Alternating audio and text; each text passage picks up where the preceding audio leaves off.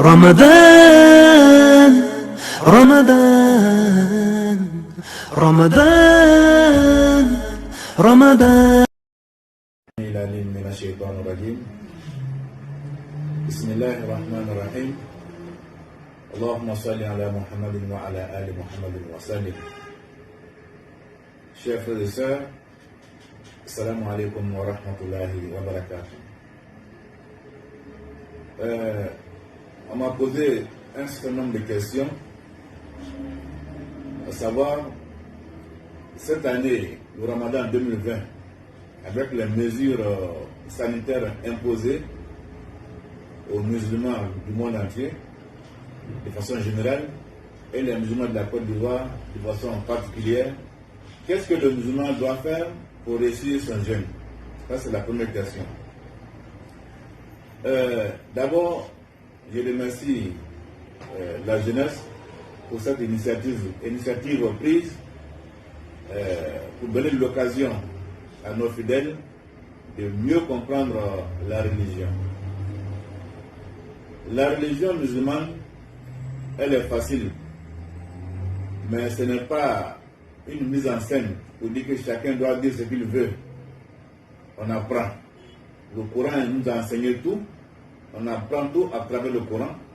On apprend tout à travers les hadiths du prophète Mohammed sallallahu alayhi wa sallam.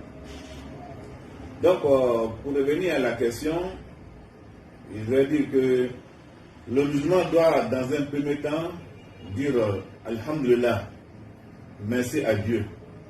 Merci à Dieu. Parce que si on te demande de rester à la maison, c'est que tu as envie. Mais ceux qui sont décédés, est-ce qu'ils parlent de jeunes à la maison ou de jeunes en dehors de la maison? Non.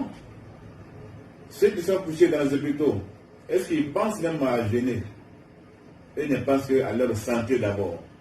Donc si Dieu t'a donné la santé, jusqu'à tu as pu voir le Ramadan 2020, il faut dire Alhamdulillah Rabbil Alamin. Donc, chers frères, chères sœurs, Dieu ne fait rien pour rien. Tout ce qu'il fait, c'est dans l'intérêt du musulman, de son serviteur. Donc, il décide ce qu'il veut, comme il veut et quand il veut. Cette année, il a décidé qu'une pandémie, un virus invisible, vienne mettre tout le monde en déroute. Donc, il faut accepter cette épreuve de Dieu. Et le musulman, il doit rester à la maison cette année. Donc, pour mieux s'occuper de sa famille, il doit rester à la maison pour prendre son sahur. Il doit rester à la maison pour rompre le jeûne avec sa famille. Donc, c'est un moment propice pour lui de pouvoir contrôler ses enfants, sa famille, sur tous les plans. Est-ce que les enfants prient à l'heure? Est-ce qu'ils savent bien prier? Est-ce que les enfants jeûnent? Est-ce qu'ils arrivent à faire quand même quelques lectures du Noble Coran? Est-ce qu'il faut un peu de zikr? Est-ce qu'il faut un peu de lecture? Donc le père de famille a le temps, Dieu a donné ce temps-là pour que chacun puisse gérer sa famille. Chacun puisse contrôler islamiquement, spirituellement sa famille. Donc voilà ce que je peux dire dans un premier temps. La deuxième question, c'était de donner des conseils aux musulmans pour mieux jeûner à la maison à cause de la situation que nous voyons aujourd'hui. Dieu merci, que ce soit la situation de la pandémie ou pas, le musulman doit toujours se comporter comme un musulman exemplaire. Où il doit constamment faire beaucoup de lectures, de zikr, de prières surrogatoires, s'éloigner de tout ce qui peut entacher son jeûne ou son culte, qui Dieu nous donne la bonne compréhension.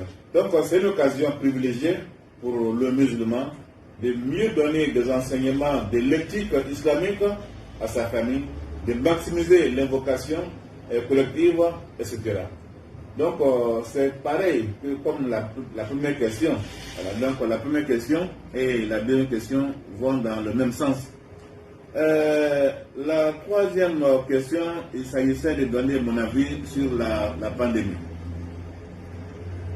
Alhamdulillah, vous savez, le noble Coran est la source inépuisable d'enseignement et de sagesse qui, lorsque ils sont bien compris, ils permettent aux croyants de bien se conduire dans la société et de cheminer convenablement vers Allah subhanahu wa ta'ala. Vous savez, dans la sourate 29, Allah nous dit, Alif Lamim, أحسب الناس أن يتركوا أن يقولوا آمنا وهم لا يفتنون ولقد فتنا الذين من قبلهم فليعلمن الله الذين صدقوا وليعلمن الكاذبين. Comment les hommes peuvent-ils s'imaginer qu'il leur suffit de dire nous croyons, nous croyons, nous croyons, pour qu'on les laisse sans qu'ils ne soient mis à l'épreuve? Or, nous avons mis à l'épreuve ceux qui avaient vécu avant eux. Donc, pour dire que c'est une épreuve de Dieu. Donc, Allah va nous mettre toujours à l'épreuve. Tant que nous disons que nous sommes des musulmans, on sera toujours éprouvés. De la même manière que les envoyés de Dieu ont été éprouvés, on sera également éprouvés. Notre père Adam a été éprouvé par la trahison de Satan au paradis. Notre père Noé a été éprouvé par des tortures, par des frappes, par des humiliations. Notre père Abraham a été éprouvé, il n'avait pas d'enfant. L'unique fils que Dieu lui a donné, Dieu lui dit, bon, il faut l'immoler, il faut l'égorger. Ça, c'est une très grande épreuve, avec d'autres épreuves en dehors de cela. Notre père Moïse a été éprouvé par Pharaon, avec tout ce que Pharaon a fait. Il a été beaucoup éprouvé. Notre père Jésus a été éprouvé par l'instabilité dans son travail de prêche, de message. Il était instable. Il était toujours poursuivi par ses ennemis pour le tuer, pour l'anéantir. Donc, une très grande épreuve pour lui.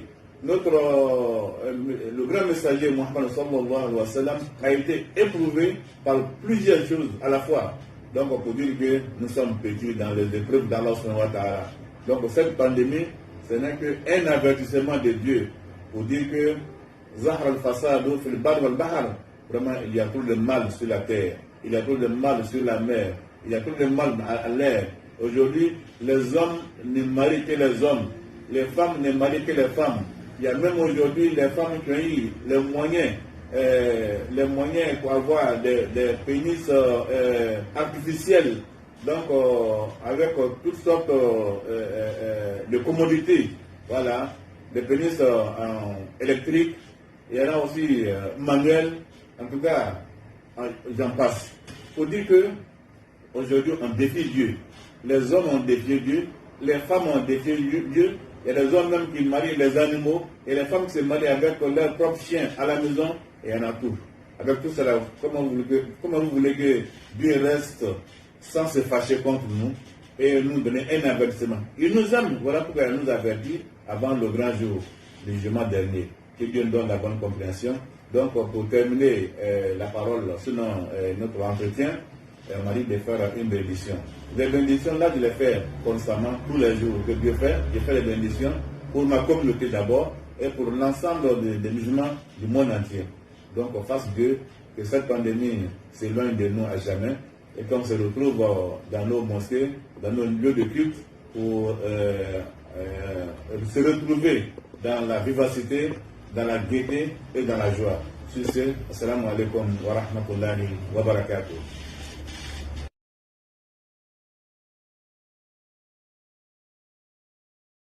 رمضان